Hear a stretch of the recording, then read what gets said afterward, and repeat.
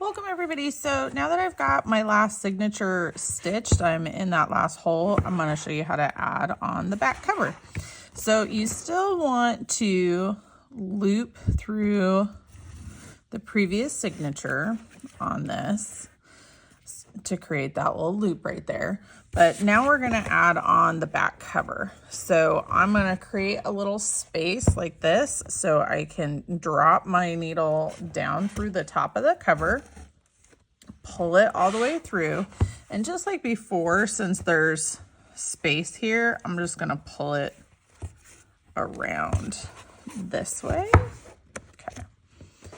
And now I still need to do the looping in between my last signature. But remember, this signature we've already gone through, but because it's the last one, we're gonna do it twice. So I'm still gonna loop it around like that.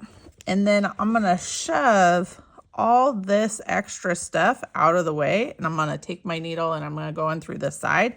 And I'm gonna go into that yellow signature one more time. Now I already have stitching in here, but this is part of why this is the back cover and not the front cover, because this is gonna have some one extra row of stitching in it. So now I'm gonna go back outside again. Okay, I'm gonna loop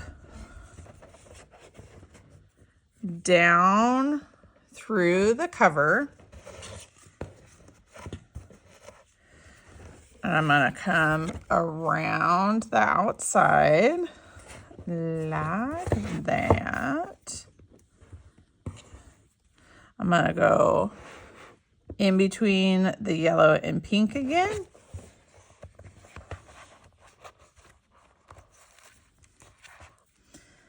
Go back out.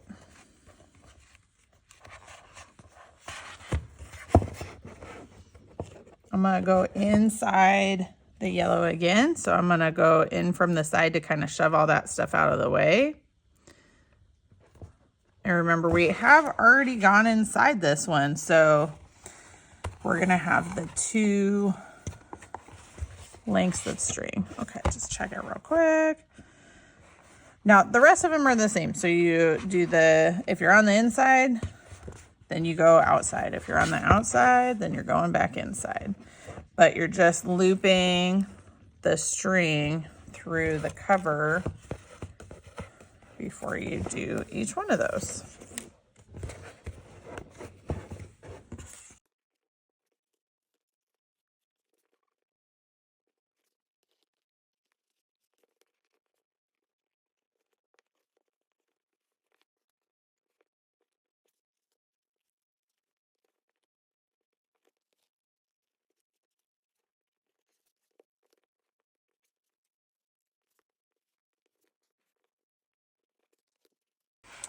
Okay, so if you had to add on more string, this is where it could get a little bit tricky with the knot, and you just got to be real careful to try to not get your string through the knot when you're adding your needle back in. So most of it is still the same. It's just when you go back inside, you just got to be careful. Like if you try to push it and it doesn't want to go, try going from a different angle to avoid the knot, because some spots are going to be easier to get through than others if you've got a knot right there. Same thing on this next one. So if you have a knot that's in the way, you just got to be careful as you go to make sure that you're not getting the knot.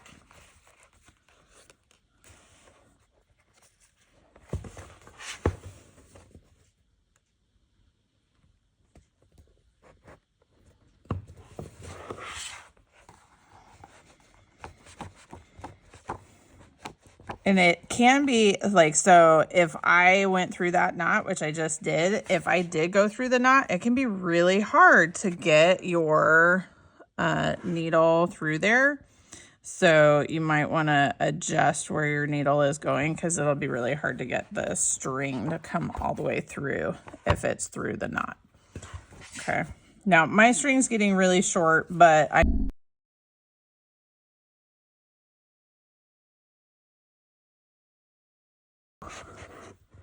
Oh my gosh, look at that. I didn't check and I left a big old loop here. If you did that, then you can go back in and figure out which one needs to get pulled tighter, and you just pull tighter through all of it and then just retie the end. No, I've only got this one little bit left, so I'll be fine.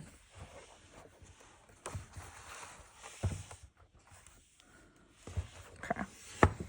So now on this last one, because it's the last one, this is the one time when on that last hole, we are going to go back inside that same signature. So this is the only time on that last hole we're going to go back inside. So because it's the last one. So now that we're on the inside, we got to tie it off. So kind of like we did before when our string was too short, we're going to go underneath here, and then we're going to create a knot by going through the little loop right here, and then we'll pull it tight. Now, if you want to double knot it, you can. You don't have to. For whatever reason, I like to do that. All right, and then once you've got your double knot there, then you can trim off your string. All right, so now that I tied it off, I can check out my book, and I've got all my braids stitched in, and the two outside are a little bit different. All right, happy making. Thanks, everybody.